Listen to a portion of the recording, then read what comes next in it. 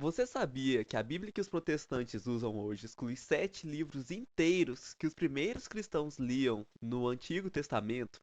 E mais, que essa versão que os protestantes usam foram escolhidas pelos mesmos judeus que rejeitaram Jesus, e excluem trechos inteiros messiânicos? Neste vídeo você vai aprender por que a Bíblia católica é autêntica, completa e original. A Bíblia Católica tem ao todo 73 livros, 46 no Antigo Testamento e 27 no Novo. Desses 27 no Novo Testamento são os mesmos da Bíblia Protestante, enquanto que no Antigo Testamento nós temos 7 livros a mais. A Bíblia Protestante, então, tem, portanto, 66 livros. Esses livros removidos são Sabedoria de Salomão, Tobias, Judite, Eclesiástico, não o Eclesiaste, o Eclesiástico, Baruque, Macabeus 1 e Macabeus 2. E esses livros eles estavam presentes na Bíblia usada por Jesus e pelos apóstolos, e sempre fizeram parte da tradição cristã. Então vamos ao que interessa. O que é a Septuaginta, afinal? A Septuaginta, ela é a tradução grega do Antigo Testamento feita por judeus cerca de 2 séculos antes de Cristo.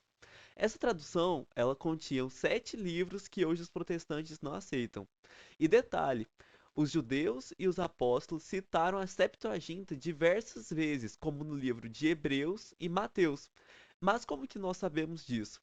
Porque no livro de Hebreus, a carta que Paulo escreveu, Hebreus capítulo 1, versículo 6, está escrito: E outra vez, quando introduz no mundo o primogênito, diz: E todos os anjos de Deus o adorem.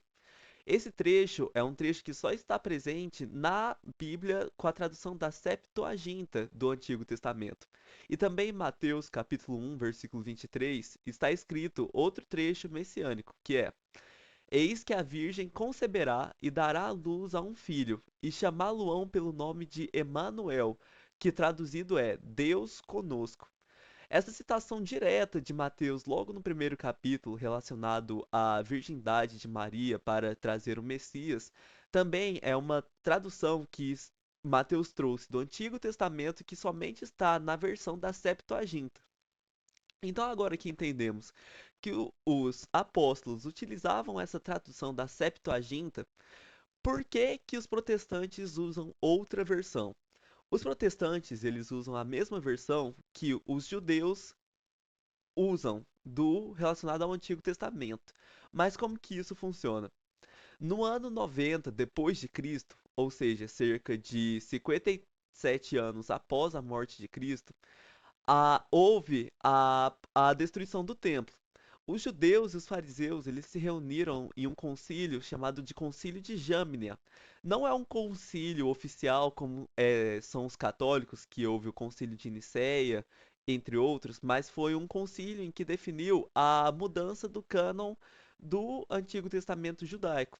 E eles rejeitaram a Septuaginta, justamente porque nele existia muitos trechos que apontavam claramente para Jesus como o Messias. E eles definiram um novo cânon, excluindo os livros escritos em grego e muitos textos messiânicos. Incrivelmente, foi essa versão reduzida que Lutero e os reformadores adotaram no século XVI. Ou seja, os protestantes, eles seguem o Antigo Testamento dos judeus pós-Cristo, ou seja, os livros que os judeus escolheram após a vinda de Cristo, excluindo outro trecho inteiramente messiânico que nós podemos ver no livro de Sabedoria de Salomão, no capítulo 2, logo no versículo 1 até o versículo 13. Preste bem atenção. Dizem com efeito nos seus falsos raciocínios: Curta é a nossa vida e cheia de tristeza. Para a morte não há remédio algum. Não há notícia de alguém que tenha voltado da região dos mortos. Um belo dia nascemos e depois disso seremos como se jamais tivéssemos sido. É fumaça a respiração de nossos narizes e nosso pensamento uma centelha que salta do bater de nosso coração. Extinta ela, nosso corpo se tornará pó e o nosso espírito se dissipará como um vapor inconsistente. Com o tempo, nosso nome cairá no esquecimento, e ninguém se lembrará de nossas obras. Nossa vida passará como os traços de uma nuvem. Ela desvanecerá como uma névoa que os raios do sol expulsam e que seu calor dissipa. A passagem de uma sombra, eis a nossa vida, e nenhum reinicio é possível uma vez chegado o fim, porque o selo lhe é aposto e ninguém volta.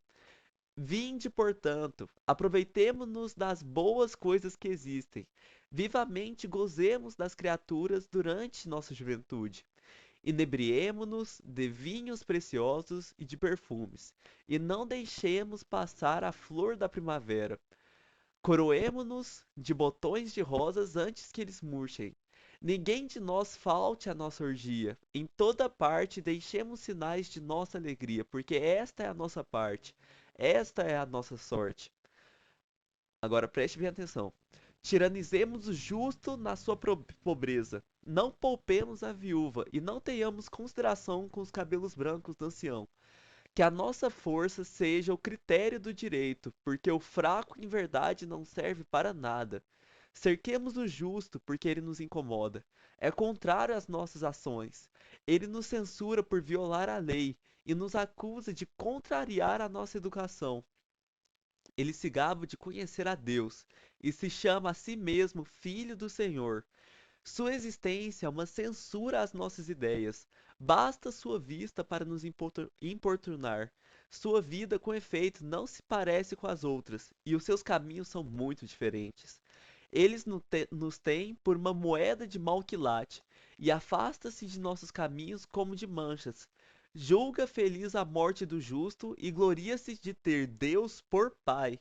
Vejamos, pois, se suas palavras são verdadeiras. Experimentemos o que acontecerá quando da sua morte. Porque, se o justo é filho de Deus, Deus o defenderá e o tirará das mãos dos seus adversários. Provemo-los por ultrajes e torturas, a fim de reconhecer a sua doçura e estarmos cientes de sua paciência. Condenemo-lo a uma morte infame, porque conforme ele, Deus deve intervir.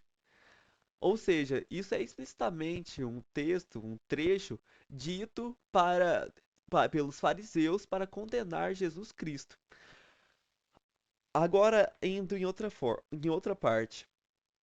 Lutero, ao traduzir a Bíblia para o alemão, ele colocou os deuterocanônicos em uma seção separada, chamando-os de apócrifos. Depois foram totalmente excluídos da maioria das Bíblias protestantes. E não foi só isso. Lutero ele também queria remover outros 4 livros bem famosos do Novo Testamento, sem ser do Antigo.